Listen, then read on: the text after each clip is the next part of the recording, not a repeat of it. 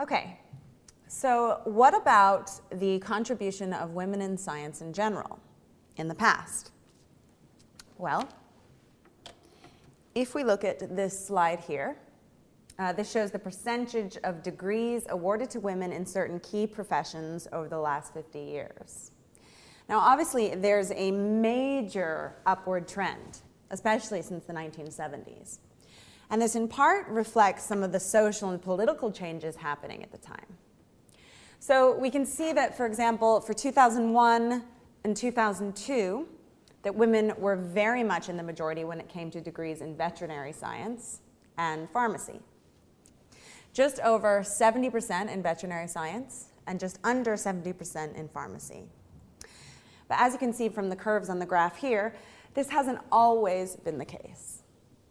So that while women may have received an overwhelming majority of veterinary science degrees in, let's say, the year 2000, by contrast, before the 1950s, there were virtually no such degrees awarded to women.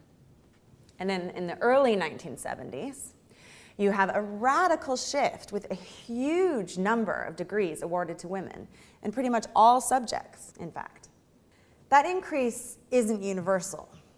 As we can see, in comparison to pharmacy and veterinary degrees, it's interesting to note that, for example, in medicine and dentistry, women are still underrepresented, still in a minority, with men accounting for more than 50% of graduates in both disciplines.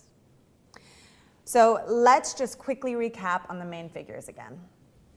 For professional veterinary and pharmacy degrees awarded in 2001 and 2002, women accounted for around 70% of graduates in both subjects, compared to less than 50% in medicine and dentistry.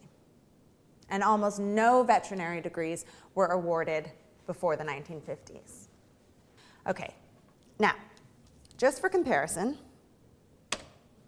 this next slide shows a similar pattern between the early 70s and the first few years of this century.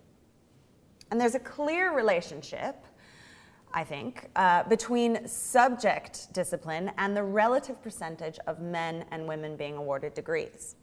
For example, the figure of only 0.8% of engineering degrees being awarded to women in 1970 and 1971, compared with the figure of 18.9% for 2001 and 2002.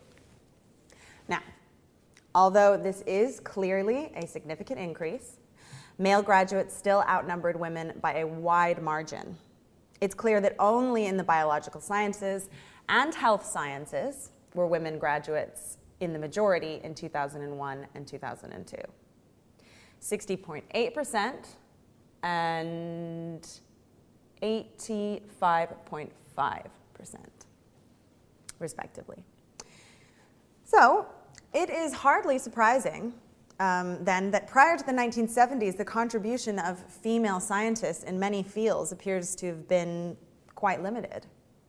But is that really the true picture?